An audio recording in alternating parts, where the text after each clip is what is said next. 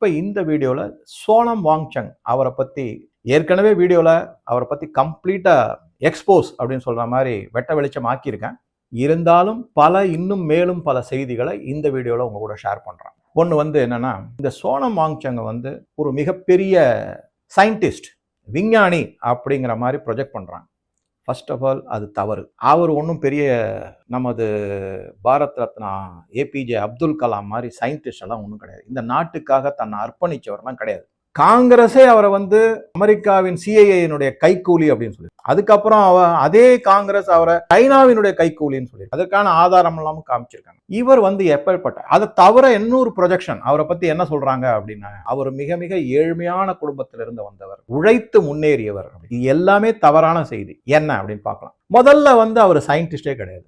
அவர் ஒரு சாதாரண mechanical engineering BE படித்தவர். NIT national institute of technology. அவர் படித்த காலத்தில் அது RECன்னு இருந்திருக்கும், ரீஜனல் இன்ஜினியரிங் காலேஜ். நம்ம தமிழ்நாட்டில் கூட திருச்சியில் இருக்கு. அது மாதிரி ஒவ்வொரு மாநிலத்திலையும் ஒரு ரீஜனல் இன்ஜினியரிங் காலேஜ் இருக்கு. அது மாதிரி அது ஜம்மு காஷ்மீரில் இருந்தது. அவர் லடாக் ரீஜனை சேர்ந்ததுனால அங்கே படிச்சிருந்தார். கரெக்ட். அப்புறமா வெறும் மெக்கானிக்கல் இன்ஜினியரிங் படித்தவர். அவருக்கு ஒன்றும் பெரிய அனுபவம். அவர் எந்த இடத்துக்கும் வேலைக்கே போனது கிடையாது.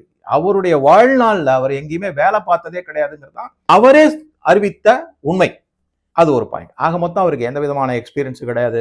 அவர் படித்தது மெக்கானிக்கல் இன்ஜினியரிங். ஒரு பெரிய ஒரு சயின்டிஸ்ட் ஒன்றும் கிடையாது. அவர் சுயமாக கண்டுபிடிப்பு செய்து அதற்கான பேட்டன்ட் ஏதாவது வாங்கியிருக்காரா அப்படின்னா அதுவும் கிடையாது. ஆனா அவர் எப்ப புகழ் உச்சிக்கு வந்தாரு அப்படின்னு பாத்தீங்கன்னா, ஹிந்தியில ஒரு படம் வந்தது. அமீர் கான் அதுல ஹீரோவா நடிச்சார். அவர் வாங்குடு அப்படிங்கிற ஒரு கேரக்டர்ல நடிச்சிருப்பாரு. ஒரு பெரிய சயின்டிஸ்ட் மாதிரி அவரை ப்ரொஜெக்ட் பண்ணியிருப்பாங்க. அவரை இந்த சோனம் வாங்சங் கூட கனெக்ட் பண்ணி சோனம் வாங்சங்கனுடைய ரோலை தான் இவர் படத்துல நடிச்சிருக்காரு. ஆக்சுவலா 3 Idiotsக்கு மூல காரணமா இருப்பது நாவல், ஆங்கில நாவல். அதை எழுதியவர் சேத்தன் பகத் அப்படிங்கிறவர். அந்த சேத்தன் பகத் IIT டெல்லியில படிச்சவர், அதுக்கப்புறம் IIMல படிச்சவர். அவர் ஒரு தமிழ்நாட்டு பெண்ணை தான் கல்யாணம் பண்ணியிருக்காரு. அவரு நார்த் இந்தியன், அவர் தமிழ்நாடு பெண்ணை தான் கல்யாணம். அவர் ஒரு நல்ல நாவல் ஆசிரியர். அவர் 5 பாயிண்ட் சம் அப்படிங்கிறது அந்த நாவல்ல இதை பத்தி எழுதியிருப்பாரு. அந்த நாவலை பேஸ் பண்ணி தான் அமீர் கான் படம் எடுத்தாரு. அதுக்கப்புறம் அதே படம் தற்போதைய தமிழக முதல்வரான விஜய் அவர்களும் அதே மாதிரி எடுத்தாங்க. அந்த படத்துல நடிச்சிருந்தாரு அவரும். இந்த அமீர் கான் நடிச்ச ரோல்ல தான் அவரும் நடிச்சார். ஆனா அமீர் கான் என்ன சொன்னாரு, இந்த படத்துக்கும் இதுக்கும் சம்பந்தமே கிடையாது. நான் அந்த சோனம் வாங்சங்க பார்த்ததே கிடையாது. அவருக்கு இதுக்கு எந்த விதமான சம்பந்தம் கிடையாது. இது யாரோ கிளப்பி விட்ட ஒரு கதை. சோனம் வாங்சங்களுடைய ரோலை தான் நான் செஞ்சிருக்கேன் படத்துல அப்படிங்கிறது கிடையாது அப்படிங்கிறது. சரி, இது ஒரு பாயிண்ட். அப்புறம் அவருடைய ஏழ்மை பத்தி வரும்போது, அவர் இந்த சோனம் வாங்சங்கனுடைய தந்தையார் ஜம்மு காஷ்மீர்ல காங்கிரஸ் ஆட்சியில இருந்தபோது, அதாவது ஃபரூக் அப்துல்லாவோட கோலிஷன் கவர்மெண்ட்ல இருந்தபோது, அப்ப அதுல அவர் மந்திரியா இருந்திருக்காரு. அப்ப எப்படி இவர் ஏழ்மையான குடும்பத்துல ரொம்ப கஷ்டப்பட்டு படிச்சார். எல்லாமே அங்க தவிடுபடி ஆகிறது. பொய் உரை அத்தனையுமே பரப்பப்பட்டது. எதுக்காகனா, மக்கள் கிட்ட ஒரு அனுதாப அலைய உண்டாக்கி, அப்பேற்பட்ட ஒரு விஞ்ஞானி, அப்பேற்பட்ட ஒரு ஏழ்மையான மனிதர் பாருங்க உண்ணாவிரதம் இருக்காரு, அவருக்கு நீங்க ஆதரவு தாங்கன்ற ஒரு அனுதாப அலைக்காக உருவாக்கப்பட்ட கதை பரப்புரை இது. இந்த சோனம் வாங்சங் எதனால இந்த மாதிரி போராட்டத்திலாம் ஈடுபடுறாரு? இவர் ஏற்கனவே லடாக்ல இதே மாதிரி போராட்டத்தில் ஈடுபட்டிருந்தார். காங்கிரஸ் ஆட்சியில இவருக்கு மிகப்பெரிய அளவுல நிதி உதவிகள்லாம் செய்யப்பட்டது. இதற்கு முன்னாடி இவருக்கு ஃபோர்டு ஃபவுண்டேஷன், ராக்கஃபெல்லர் ஃபவுண்டேஷன், இந்த மாதிரி பல இடத்துல இருந்து நிதி உதவிகள்லாம் வந்தது. இவர் என்ன அப்படி நிதி உதவி பெறுவதற்குனா, பின்னாடி வேற யாரும் கிடையாது. காங்கிரஸ் ஒத்துக்கொண்ட மாதிரி இவர் சிஐஏனுடைய ஏஜென்ட், இவர் சைனாவினுடைய ஏஜென்ட். அதற்கான சில உதாரணங்களை உங்ககிட்ட சொல்றேன். இவர் 2 NGO நடத்திட்டு வந்தார். நிறைய NGO வச்சிருக்காரு. அதுல முக்கியமானது 2. ஒன்னு HIAL, Himachal institute of alternative learning அப்படிங்க. இன்னொன்னு செக்மால் அப்படிங்க, student education and cultural movement of Ladakh அப்படிங்கிற. இந்த 2 NGOக்களுக்கும் மிகப்பெரிய அளவுல பணம் வந்தது.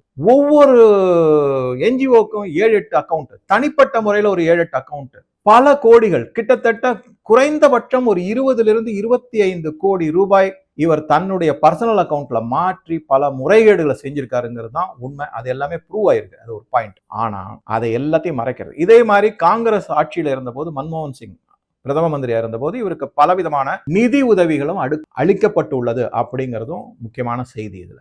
இதை எல்லாத்தையும் அதோட இல்லாம அவரை ஒரு எஜுகேஷனல் அம்பாசிடர் மாதிரியோ, ஒரு கமிட்டியில ஒரு இது பெரிய பொசிஷன்லயோ எல்லாமே மன்மோகன் சிங் பிரதம மந்திரியா இருந்த போது அமைக்கப்பட்டார். எல்லாம் யாரு செஞ்சிருப்பாங்க? சோனியா காந்தி, ராகுல் காந்தி இவர்களுடைய அறிவுரையின் பேரில் இவருக்கு முக்கியத்துவம் கொடுக்கப்பட்டு பணப்பட்டுவாடாவும் நிறைய செஞ்சாங்க. நிதி உதவி எக்கச்சக்கமா செஞ்சாங்க. இவர் அதை எல்லாத்தையும் முறைகேடாக உபயோகித்துள்ளார். இவர் ஆரம்ப காலத்துல இவர் கூட முதல் மனைவியினுடைய பெயர் ரிபக்கா அப்படின்னு. அந்த ரிபக்காவை சுத்தி பலவிதமான குற்றச்சாட்டுகளும் சந்தேகங்களும் சர்ச்சைகளும் இருக்கு. அது இப்ப நம்ம பேச முடியாது, ஏன்னா ரொம்ப லெங்க்தியா போயிடாது. அடுத்தது அவங்க வந்து இவரை இது பண்ணிட்டு விவாகரத்து பண்ணிட்டு அமெரிக்காவுக்கு திரும்பி போயிட்டாங்க. அங்க ஒரு தனிப்பட்ட இன்ஸ்டிடியூட்ல தான் அவங்க படிச்சாங்க. அங்கேருந்து இவங்க வந்தாங்க, அது பண்ணாங்க. இப்ப சமீபத்துல இவர் வந்து கீதாஞ்சலி ஆங்மோ அப்படிங்கிற ஒரு பெண்மணியை திருமணம் செஞ்சிருக்காரு. அவங்க தான் இப்ப போராடிக்கிட்டு இருக்காங்க. இவர் கூட சேர்ந்து அவரும் போராடி. இவர் லடாக்ல வந்து பல விதமான போராட்டங்களை தொடர்ச்சியா செஞ்சுக்கிட்டே இருந்தார். அதுல குறிப்பா இவர் என்ன பண்ணாருன்னா, லடாக் ரீஜனை வந்து நல்ல கவனிங்க, இது ரொம்ப மிக முக்கியமான பாயிண்ட். லடாக் பகுதியை தனியாக ஒரு மாநிலமாக அறிவிக்க வேண்டும், ஃபர்ஸ்ட் பாயிண்ட். இரண்டாவது, லடாக் பகுதியை அரசியல் அமைப்பு சட்டத்தின் ஷெட்யூல் 6ன்னு ஒண்ணு இருக்கு, அதுல வந்து அதை சேர்க்கணும் அப்படின்னாரு. இந்த ஷெட்யூல் 6ல சேர்க்கிறது அப்படிங்கிறது வந்து ஒரு மிகப்பெரிய ஆபத்து. என்ன அப்படின்னா, ஒரு உதாரணத்துக்கு சொல்றேன். லடாக் வந்து சைனாவினுடைய பார்டர்ல இருக்கு. ஒரு பக்கம் சைனா பார்டர், இன்னொரு பக்கம் பாகிஸ்தானுடைய POK தொட்டுக்கிட்டு இருக்குது. இது இரண்டுமே நமக்கு ஒரு ஆபத்தான நிலையில இருக்கக்கூடிய இடங்கள். சரி, நாளைக்கு இந்திய அரசு தன்னுடைய ராணுவத்துக்காக ஒரு ரோடு போடணும் அந்த லடாக் ரீஜன்ல, சைனாவினுடைய பார்டர் வரைக்கும் போடணும்னா அங்க இருக்கிற பஞ்சாயத்து யூனியன் கூட அதை மறுக்க முடியும், அந்த ஷெட்யூல் 6 படி வந்துருச்சுனாக்க. இல்ல அதெல்லாம் இங்க போடக்கூடாது அப்படின்னு. அதனால அவர் வந்து சைனாவுக்கு ஆதரவாகவே செயல்பட்டு இந்த மாதிரி இதை 6th ஷெட்யூல கொண்டு வரணும் அப்படின்னு சொல்றாங்க. இதை தவிர 1962 சைனா இந்தியா மேல படையெடுத்து வந்தது. இப்ப சைனா அதே மாதிரி இந்தியா மீது படையெடுத்து வந்தால் நாங்கள் சீனர்களுக்கு வழி காண்பித்து மேலும் உதவி செய்வோம் அப்படின்னு ஸ்டேட்மெண்ட்லாம் கொடுத்திருக்காரு. அப்பேற்பட்ட ஒரு ஆளை எப்படி நம்புறது நம்ம? சரி, இது ஒரு பக்கம். ஆக அவர் மாநில அந்தஸ்து 6th ஷெட்யூல் அப்படின்னு சொல்லிட்டு லடாக்லயே அவர் உண்ணாவிரதம் இருந்தார். அதுல என்ன ஆயிடுச்சுனாக்க, பலவிதமான அவருடைய தில்லுமுள்ளு, இந்த நாட்டுக்கு எதிராக செயல்படுவது, இந்த மாதிரி முத்துக்களை உதிர்ப்பது எல்லாத்தையும் வச்சு அவரை அரெஸ்ட் பண்ணிட்டாங்க. இங்க முக்கியமான செய்தி என்னன்னா, அவர் போராட்டம் நடத்தின போது பல அசம்பாவிதங்கள் நடந்தன. பாஜகவினுடைய லடாக் அலுவலகம் தீயிட்டு கொளுத்தப்பட்டது. அங்க பல பேர் வந்து துப்பாக்கி சூட்டுல இறந்து போனார்கள். அப்பாவி மக்கள், போராட்டக்காரர்கள் என்ற போர்வையில் அப்பாவி மக்கள் தான் இறந்தார்கள். அதனால அவர் என்ன பண்ணாங்க, அவர் அரெஸ்ட் பண்ணி உள்ள வச்சிட்டாங்க. NSAல அரெஸ்ட் பண்ணாங்க, நேஷனல் செக்யூரிட்டி ஆக்ட்ல. நேஷனல் செக்யூரிட்டி ஆக்ட்னா டைட், வெளியே வர முடியாது. ஆனால் இங்கதான் ஒரு சின்ன இது, இங்க ஒரு சின்ன புத்திசாலித்தனம்னு சொல்றதா, சாணக்கியத்தனம் சொல்றதா, ராஜதந்திரம்னு சொல்றதா, நீங்க முடிவு பண்ணிக்கங்க. அவரை வெளியே விட்டாங்க. அவரை வெளியே விட்ட உடனே வழக்கம் போல காங்கிரஸ் மற்ற எதிர்கட்சிகள் எல்லாம் கொண்டாடினாங்க. ஆஹா, அரசு பாரு, அவரை வெளியே விட்டாங்க, அப்பனா அவர் மேல எந்த குற்றச்சாட்டும் கிடையாது அப்படிங்கிற லெவலுக்கெல்லாம் கொண்டு போனாங்க. அவரை எதுக்காக வெளியே விட்டாருங்க? ஒரு சின்ன மகாபாரதத்துல இருந்து ஒரு சின்ன கதை. கிருஷ்ணர் வந்து தன்னுடைய எதிரியான ஜராசந்த், ஒவ்வொரு தரமும் ஜராசந்தன் தோத்துட்டு ஓடி போயிடுவாரு, ஜராசந்தனை மட்டும் கொல்ல மாட்டாரு கிருஷ்ணர். இந்த மாதிரி பல முறை நடந்துகிட்டே இருந்தது. அப்ப பலராமர் வந்து கோவம் வந்துருச்சு. அவர் போய் கிருஷ்ணர்கிட்ட கேட்கிறாரு, ஒவ்வொரு தரமும் நீ வந்து இவனை உயிரோட விடுற, ஏன் அந்த மாதிரி செய்யற? ஒரு வழியா அவனை பிடிச்சிரு, அவனை தோற்கடிக்கிறல்ல, அவனை கொண்டுடு, அவன் போருக்கு வரமாட்டான். அப்ப கிருஷ்ணர் சிரிச்சுக்கிட்டே சொல்லுவாராம், இவனை உயிரோட விட்டுட்டா இவன் கூட்டம் இருக்கு இல்லையா, பல பேர் இவன் கூட்டத்துல இருக்காங்க, அவங்க எல்லாம் யாரு என்ன அப்படிங்கிறது தெரியாது, அவங்க எப்ப திருப்பி போருக்கு வருவாங்கன்றது தெரியாது. இவன் தான் ஜராசந்த், போய் ஒவ்வொரு கூட்டத்தையா கூட்டு வரான். அவன் உயிரோட இருக்கிறதா நல்லது, அவன் போட்டான், ஒரு கூட்டத்தை கூட்டிட்டு வருவான், அந்த கூட்டத்தை நம்ம அழிச்சிடலாம், அவன் உடனே திருப்பி போவான், திருப்பி இன்னொரு கூட்டத்தை கூட்டுவான். இதை வந்து சோனம் வாங்சங் NSAல அரெஸ்ட் ஆனதை பெயில்ல வெளியில விட்டுருக்காங்கிறதோட கனெக்ட் பண்ணி பாத்துக்கங்க. இப்ப ஜந்தர் மந்தர்ல யார் யாரெல்லாம் அந்த சோனம் வாங்சங் பின்னாடி இருக்காங்கிறத மேல இருக்கிற 2 முக்கிய நபர்களுக்கு தெரியும், நம்மள மாதிரி சாதாரண மக்களுக்கு தெரியணுங்கிறதுக்காகத்தான் அவர் வெளியே விட்டுருக்காங்கிறது என்னுடைய பார்வை. ஸோ இதை நான் எப்படி கனெக்ட் பண்றேன் அப்படிங்கறத கொஞ்சம் பாருங்க, அதை பத்தி கமெண்ட்டும் போடுங்க. சரி, இந்த மாதிரி ஒரு நிகழ்வு. அதனால அவருக்கு என்ன ஆயிடுச்சுன்னா, இந்த முறைகேடுகள் பலதும் நடந்தனால இந்த FCRA வருது இல்லைங்களா, அதுவும் ஒரு ரீசன். இந்த போராட்டத்துக்கு வந்து அதுவும் ஒரு ரீசன். சரி, அது இவங்க மட்டும் இல்ல, எதிர்கட்சி எல்லாரும், ஜெயராம் ரமேஷ்லாம் ஓப்பனாவே சவால் கொடுத்திருக்காரு, இது செஞ்சிருக்காரு, த்ரெட்டனிங் சொல்லியிருக்காரு, FCRA கைவிட வேண்டும் அப்படின்னு சொல்லியிருக்காரு. ஏன்னா அப்பதான் வந்து முறைகேடுகள் நிறைய நடக்கும், கன்வர்ஷன் நடக்கும், இந்த நாட்டுக்கு எதிராக வெளிநாட்டு பணம் வந்து அதை உபயோகப்படுத்த முடியும், எல்லாம் செய்யணும். அதனால இந்த எஃப்சிஆர்ஐல இந்த சோனம் வாங்சங்கனுடைய என்ஜிஓஸ் எல்லாமே கலைக்கப்பட்டது, தவிர்க்கப்பட்டது. அந்த கோபத்தின் வெளிப்பாடு தான் சோனம் வாங்சங் அடிக்கடி போராட்டத்தில். அவர் லடாக்ல இருக்காரு, அவரை பத்தி மிகப்பெரிய அளவுல யாருக்கும் தெரியாது. இப்ப அவருக்கு அகில இந்திய அளவுல ஒரு புரிதலும் அறிதலும் அங்கீகாரமும் கிடைக்கணுங்கிறதுக்காக அவரை கூட்டிட்டு வந்திருக்காங்க. காக்ரோச் ஜனதா பார்ட்டி ஜந்தர் மந்தர்ல அவரை உண்ணாவிரதம் இருக்க வச்சு இதுதான் நடந்திருக்கு அப்படிங்கிறது முக்கியமான செய்தி. சரி, அடுத்தது இந்த சோனம் வாங்சங் மிகப்பெரிய சயின்டிஸ்ட் அப்படின்னு சொல்லுவாங்க. அதுக்கு குறிப்பா எதை சொல்லுவாங்கன்னா, லடாக் ரீஜன்ல ஒரு மாதிரி ட்ரை, ஒரே பனி மூட்டம், இது எல்லாம் ஐஸா இருக்கும். ஆனாலும் அங்க தண்ணி கஷ்டம் இருக்கு. அதற்காக இவர் என்ன செஞ்சாரு அப்படின்னா, அதாவது இவர் பெருமையா சொல்லிக்கிட்டது என்ன அப்படின்னா, ஐஸ் ஸ்தூபா, அதாவது ஒரு கோன் ஷேப்ல ஐஸ்ல ஒரு ஸ்தூபம் மாதிரி பண்ணி வச்சிருந்தாங்க. அது ஆர்டிபிஷியல் கிளேசியர், இயற்கையான கிளேசியர். இப்ப நமக்கு கங்கோத்ரி, யமுனோத்ரி இதெல்லாம் இருக்குல்ல, அதுல இருந்தெல்லாம் கிளேசியர், அதுல இருந்து பனி உருகி ஜீவ நதியா வந்துகிட்டே இருக்கும். அது மாதிரி இவர் லடாக் ரீஜன்ல இதை செஞ்சாரு. அது ஒரு மிகப்பெரிய கண்டுபிடிப்பு. அதற்கான இவருக்கு பரிசெல்லாம் வாங்கியிருக்காரு. ரோலெக்ஸ் அவார்டு அப்படிங்கிற பரிசெல்லாம் இவருக்கு கொடுத்துருக்காங்க. எப்பயுமே பரிசு கொடுத்தாலே அதுக்கு பின்னாடி ஒரு உள்கூத்து இருக்கும், ஒரு தகுடுதத்தம் இருக்கும், தில்லுமுள்ளு இருக்கும்னு நான் பல வீடியோவில் சொல்லியிருக்கேன். இவருக்கு ரோலெக்ஸ் அவார்டு கொடுத்தது இல்லாமல் மேக்ஸசாய் அவார்டும் கொடுத்துருக்காங்க. அரவிந்த் கெஜ்ரிவாலுக்கு மேக்ஸசாய் அவார்டு கொடுத்துருக்காங்க, இவருக்கும் கொடுத்துருக்காங்க. ஸோ யோசிச்சு பாருங்க. ஸோ இந்த மாதிரி எல்லாம் இவர் அதையும் நான் இப்போ சொல்ல போகிற செய்திகள் நீங்கள் உற்று கவனிச்சிங்கன்னா தவிடுபொடி ஆயிரும். இவருக்கு எதையுமே இவர் கண்டுபிடிக்கல. ஏன் அப்படின்னா, செவாங் நார்ஃபெல் அப்படிங்கிற ஒருத்தர் இருக்கார். இவர் லடாக் பகுதியை சார்ந்தவர். இவர் தான் அந்த ஐஸ் தூபா அப்படின்னு சொல்லக்கூடிய செயற்கை கிளேசியரை கண்டுபிடித்தவர். 12 கிளேசியர்கள் அந்த மாதிரி அமைத்து, அதையும் அந்த 12யுமே வெறும் 90,000 ரூபாய், 1 லட்சம் ரூபாய்க்கு குறைவான செலவுல அமைத்து தண்ணீர் கஷ்டத்தை போக்கியுள்ளார் லடாக் மக்களுக்கு. அதை தவிர பலவிதமான செயற்கை கால்வாய்களை உருவாக்கியுள்ளார் இந்த செவாங் நார்ஃபெல் அப்படிங்கிறவர். இவர் புறக்கணிக்கப்பட்டார். அவருடைய உழைப்பு எல்லாமே இந்த சோனம் வாங்சங்னால திருடப்பட்டு தன்னை ஒரு பெரிய விஞ்ஞானின்னு சொல்லிக்கிட்டு எல்லா தகுடுதத்தையும் செஞ்சு பலவிதமான பரிசுகள், நிதி உதவிகள் எல்லாம் பெற்று. ஆனா செவாங் நார்ஃபெலுக்கு எந்த விதமான பண உதவியும் கிடைக்கல. அவர் தன்னார்வமா தன்னுடைய மக்களுக்காக ஒரு சமூக தொண்டு செய்வதற்காக பலவிதமான முனைப்புல எல்லாத்தையும் செஞ்சிருக்காருங்கிறதா முக்கியமான செய்தி. அவர் ஒன்றும் அரசியல்ல வரல, அவர் ஒன்றும் போராடல, அவர் ஒன்றும் எனக்கு அவார்டு கொடுங்கன்னு யாருக்கிட்டையும் கேட்கல. அவர் நிதி உதவி செய்திருந்தால் இன்னும் இதை விட அதிகமாக செய்திருப்பேன் அப்படின்னு தான் சொன்னார். அவ்வளவுதான், கிடைத்திருந்தால் அப்படிங்கிறது ஆச்சுங்களா. இது அடுத்ததா, அந்த செவாங் நார்ஃபெலுக்கு 2015 பத்மஸ்ரீ விருது கொடுக்கப்பட்டது. யாரால? 2015 யார் ஆட்சியில் இருந்தாங்க? ஏன் காங்கிரஸ் அரசு செய்யல? அவங்களுக்கு உண்மையான தொண்டு செய்வர்கள் வேண்டாம், உண்மையான கண்டுபிடிப்பாளர்கள் வேண்டாம். தன்னுடைய இதற்கு தோதாக யார் இருக்காங்க? இந்த நாட்டுக்கு எதிராக சிஏஏவினுடைய கைக்கூலியா, சைனாவினுடைய கைக்கூலியா யார் இருக்காங்க? அவங்களுக்கு தான் முக்கியத்துவம் கொடுக்கப்பட்டது காங்கிரஸ் அரசால அப்படிங்கிறத நம்ம பார்க்குறோம். சரி, இதை தவிர கல்வான் ரீஜன்ல ஒரு ஸ்டாண்ட் ஆஃப் அப்படின்னு எதிரும் புதிருமா சைனாவுடைய வீரர்களும் இந்திய வீரர்களும் இருந்தாங்க. கல்வான் அந்த பாங்சோ லேக் அதனுடைய இரு கரையில் அந்த நதிக்கு பக்கத்தில் இருந்தது. அது உங்க எல்லாருக்குமே தெரியும். அதுக்கப்புறம் அவங்க இரும்பு கம்பியில முள் கம்பியெல்லாம் சுற்றி இந்திய வீரர்கள் அடிச்சாங்க. அதுக்கப்புறம் நம்ம திருப்பி அடித்தோம். நம்ம ஒரு ஆள் இந்திய ராணுவ வீரர் இறந்தாக்க அதுக்கு பழிவாங்குதலுக்காக அவர்களை 8 பேர் இறந்தார்கள். அதெல்லாம் சைனா மறைத்தது. இப்போ மெமோரியல் கட்டியிருக்காங்க. சைனால மெமோரியல் கட்டியிருக்காங்க அதுக்காக, இறந்த வீரர்களுக்கு. இப்பதான் சைனீஸ் மக்களுக்கு புரியுது, ஓஹோ நம்ம குடும்பத்தை சேர்ந்தவங்க எல்லாம் இறந்திருக்காங்க, அவங்களுக்கு இப்பதான் நாங்க உயிரோட ராணுவத்துல சீன ராணுவத்துல இருக்காங்கல்ல நினைச்சுக்கிட்டு இருக்கோம். இப்ப மெமோரியல் இருக்கு, அதுக்கான ஆதாரமும் இருக்கு. இந்த மாதிரி இப்பதான் கடைசியில ஒத்துக்கிட்டு இருக்காங்க. எத்தனை வருடங்கள் அப்ப இந்தியா கல்வானுக்கு அந்த லடாக்ல ரோடு போடுறதுக்கு பலவிதமான இன்ஃப்ராஸ்ட்ரக்சர் டெவலப்மெண்ட் கொண்டு வரதுக்கு எல்லாத்துக்குமே செய்யும் போது இந்த சோனம் வாங்சங் எல்லாருக்கும் எதிர்ப்பு தெரிவித்தார். என்ன சொன்னார் அப்படின்னா, இது சுற்றுச்சூழலை அழித்து விடும், லடாக் ரீஜன்ல இருக்கக்கூடிய சுற்றுச்சூழலுக்கு பாதுகாப்பு கிடையாது, இங்க ரோடு போடக்கூடாது, ராணுவம் வரக்கூடாது எல்லாம் சொன்னார். அவர் தான் சைனாவை நாங்க வழி காமிப்போம்னு சொல்லியிருக்காரு. இந்தியா உள்ள வந்தா எப்படி உள்ள பல இடத்துக்கு போகிறதுக்கு வழி காமிக்கிறதுக்கு நாங்க வழிகாட்டியா இருப்போம்னு சொல்லியிருக்காரு.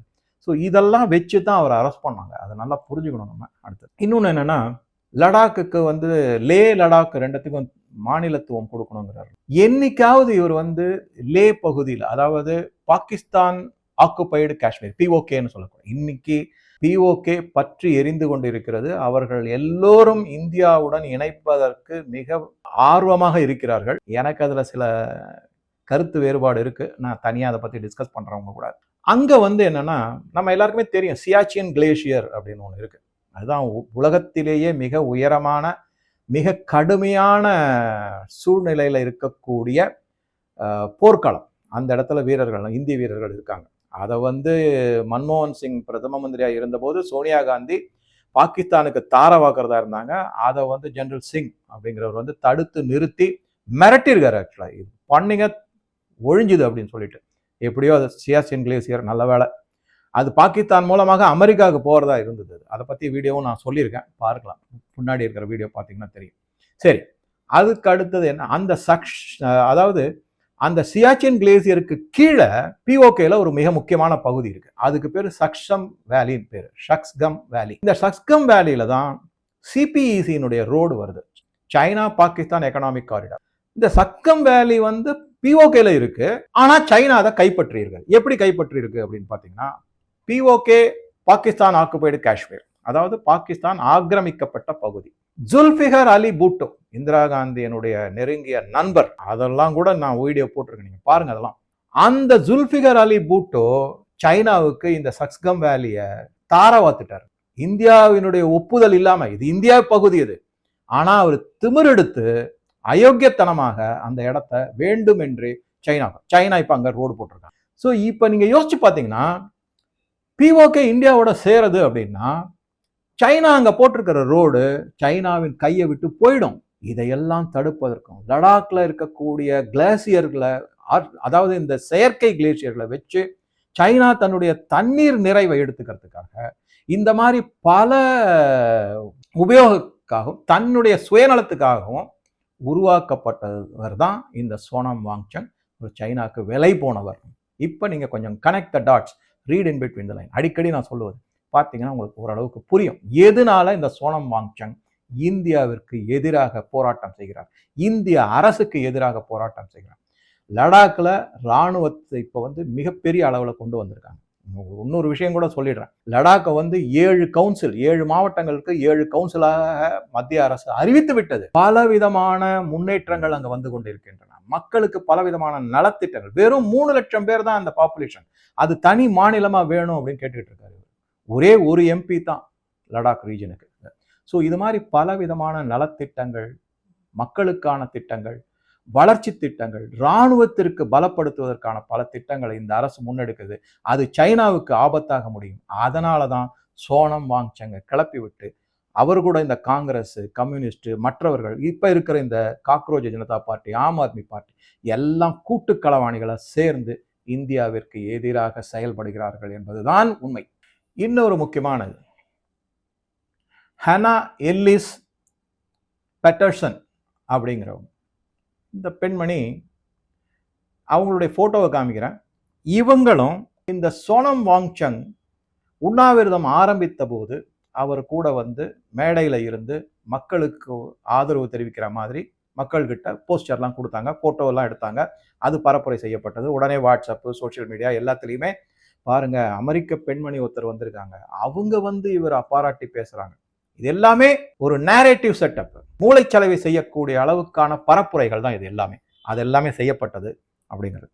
இந்த பக்கத்துல இன்னொரு போட்டோ இருக்கு. அது எங்க எடுத்தது அப்படின்னா, ஐஎஸ்ஐ ஆபீஸ்ல, அதாவது பாகிஸ்தானுடைய உளவு ஸ்தாபனமான ஐஎஸ்ஐ ஆபீஸ்ல இந்த பெண்மணி உட்கார்ந்து பேசிக்கிட்டு இருக்கிற போட்டோவையும் காமிக்கிறாங்க. இது யாரு கூடலாம் இந்த சோனம் வாங்சங் கூட்டணி வச்சிருக்காரு பாருங்க, யாரு கூடலாம் நட்பு பாராட்டுறாருன்னு பாருங்க. எல்லாருமே இந்தியாவிற்கு எதிராக செயல்படக்கூடியவர்கள். நீங்க மோடி, ஷா அவங்கள விட்டுருங்க, இல்ல பிஜேபியவே விட்டுருங்க, நாடு அப்படின்னு பாருங்க. அதை மட்டுமே நீங்க பாத்தீங்கன்னா, என்னை பொறுத்த வரைக்கும் நான் அப்படிதான் பார்க்க, அவங்க பாகிஸ்தான் ஆதரவாளர் இந்த ஹன்னா எல்லிஸ் பேட்டர்சன்றவங்க இந்தியாவுக்குள்ள என்ன வேலை பண்றாங்க இவங்க பாராட்டுறாங்க.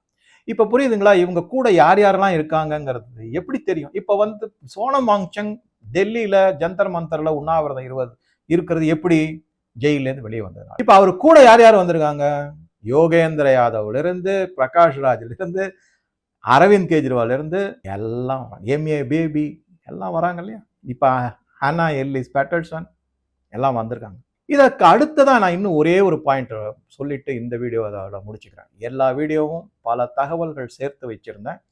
அதை அப்பப்போ ஷேர் பண்ண முடியாதனால லெங்க்தி வீடியோ ஆயிடுச்சு. தயவு செஞ்சு எனக்காக கொஞ்சம் பொறுமையாக எல்லாத்தையும் பாருங்கள். உங்களுக்கு ஒரு நல்ல புரிதல் வரும்.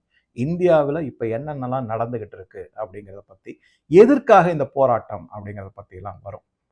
சரி, முகமது ஜுனைத் அப்படிங்கிறவர், இவரை பற்றி நான் இந்த வீடியோவில் சொல்லித்தான் ஆகணும். மிக மிக முக்கியமான ஒரு நபர். யார் அப்படின்னு பார்த்தீங்கன்னா, இவர் அசாதுதீன் ஓவைசியினுடைய கட்சியான ஏஐஎம்ஐஎம்ல இருக்கிறவர். அதில் அடிப்படை உறுப்பினர். ஷோயப் ஜமாய் அப்படிங்கிறவர் அந்த ஏஐஎம்ஐஎம்க்கு ஸ்போக்ஸ் பர்சன் நார்த் இந்தியாவில். அவருக்கு இவர் ரைட் ஹேண்ட் மாதிரி இருக்கார். இவர் இந்த காக்ரோச் ஜனதா பார்ட்டியில் மிகப்பெரிய பங்காற்றிருக்கார். எப்படி எடுத்துக்காரு, எல்லாருக்கும் உணவு சப்ளை, தண்ணி சப்ளை எல்லாம் இவர் தான் செய்கிறார். சர்வீஸ், பிரியாணி கொடுக்கறது, சாண்ட்விச் கொடுக்கறது, இந்த மாதிரி பலதும் செஞ்சிருக்காரு. கிட்டத்தட்ட அவரே சொல்றாரு, ஒரு நாளைக்கு 20 to 25 லட்சம் ரூபாய் செலவாகிறது அப்படின்னு. எங்கிருந்து பணம் வருது? எங்கிருந்து பணம் இவங்களுக்கு இவ்வளவு பணம் வர முடியும்? எல்லாமே ஃப்ரீயா கொடுக்கும். கரெக்டா இந்த காக்ரோச் ஜனதா பார்ட்டி ஜந்தர் மந்தர்ல போராட்டம் போது என்ன இருக்குன்னா, ஒரு 10-50 பேர் தான் இருப்பாங்க.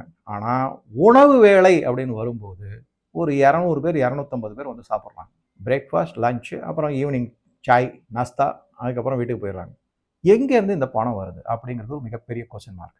இந்த ஜுனைத் இவர் தனக்கு பேரலைசிஸ் அட்டாக் வந்துச்சுன்னு சொல்லிட்டு அந்த வீடியோ இல்லாமல் இருக்கு. அதில் தன்னுடைய ஆயில்லாம் போட்டு மசாஜ்லாம் பண்ணுறாங்க. இந்த காக்ரோச் ஜனதா பார்ட்டியில் இருக்கக்கூடிய எல்லாம் பண்ணாங்க. ஆனால் சில நாட்கள், ஒரு 3-4 நாட்களுக்கு பின்னாடி பார்த்தீங்கன்னா, விஜயதா தஹியான்னு ஒருத்தர் இருக்கார். அவர் டான்ஸ் ஆடிக்கிட்டே இருப்பார் எப்போ பார்த்தாலும் ஸ்டேஜில். அவரோட சேர்ந்து இவர் டான்ஸ் ஆடிக்கிட்டு இருக்காரு. பேராலிட்டிக் அட்டாக்கு காலில் வந்தவர் எப்படி டான்ஸ் ஆட முடியும்? எல்லாம் பொய், எல்லாம் தகுடுதத்தை, எல்லாம் பித்தலாட்டம், ஏமாற்றுவேன். இந்த வீடியோ பற்றிய உங்கள் கருத்துக்களை பதிவிடவும். நன்றி, வணக்கம்.